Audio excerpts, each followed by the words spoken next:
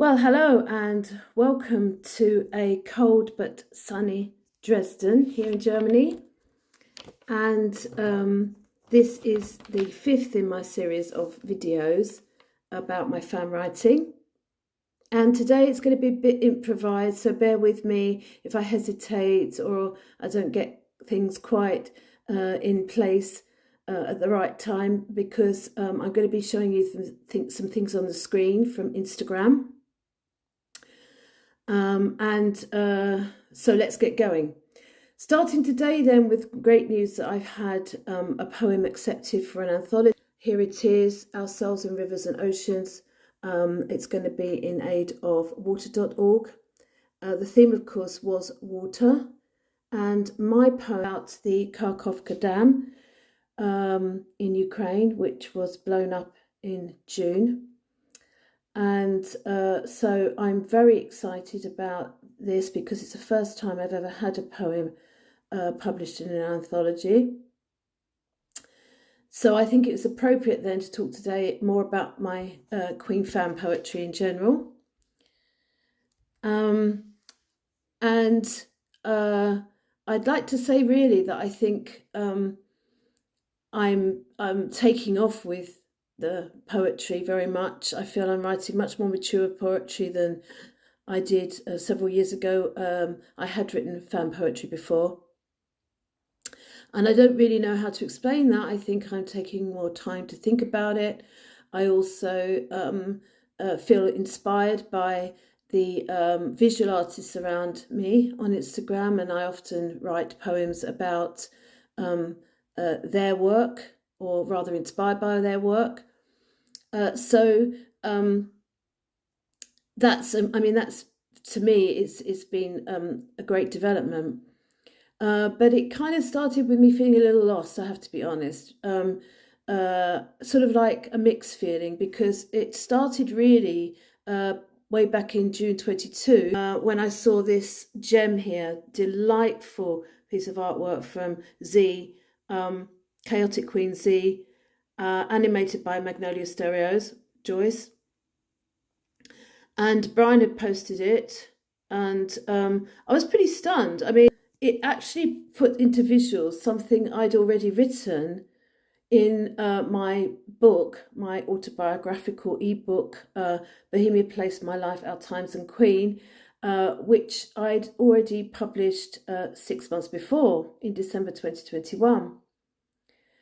And what I've written about the song 39, which of course is the subject of this piece of artwork in that book, was that when I first heard the song as a teenager, when A Night at the Opera first came out, I actually did think that the song was about a ship on the sea. I mean, obviously, we know that, as Brian mentions on this post, that that we take things called spaceships, but it was the words that the ship sailed out made me think it was something like the Dawn Treader sailing out to the ends of the earth.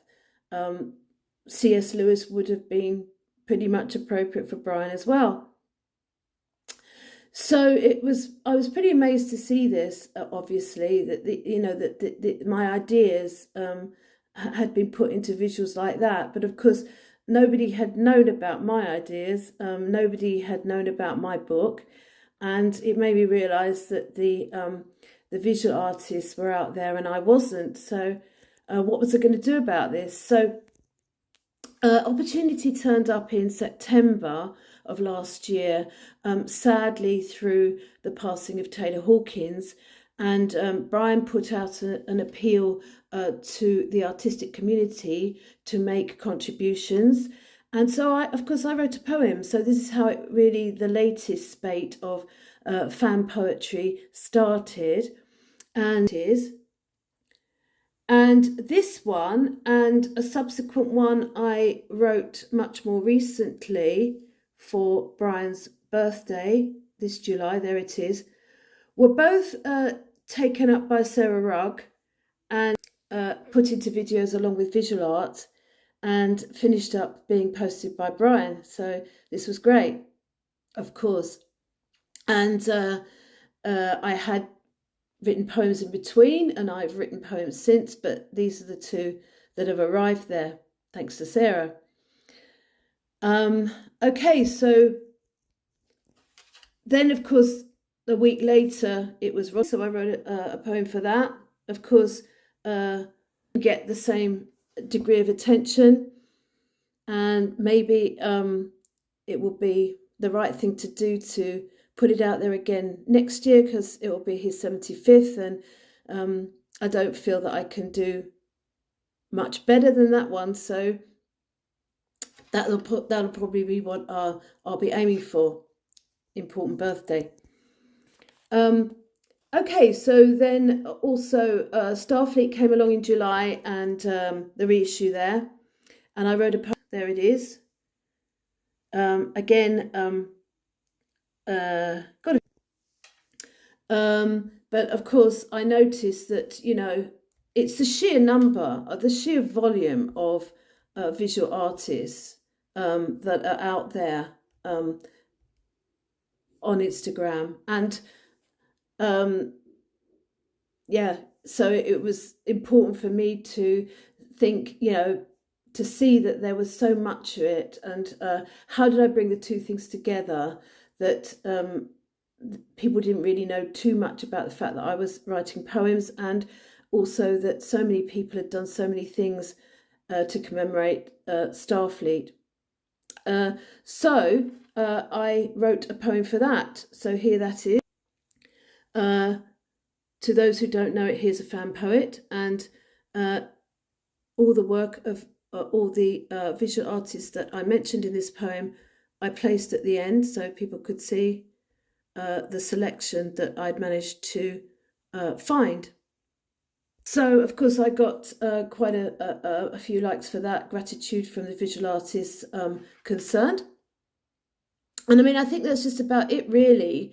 It's a question of there's being so many of the visual artists out there, and me being more or less the only one doing poetry or writing.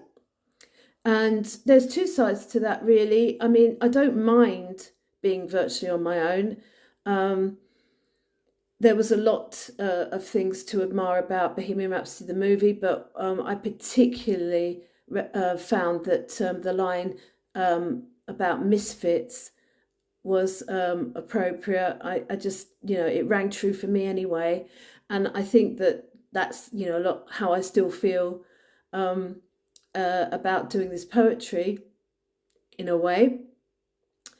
On the other hand, the downside is, of course, with having so many, they can sort of like be in touch, collaborate, admire each other's work, really understand each other's work. And of course, I'm working pretty much in isolation.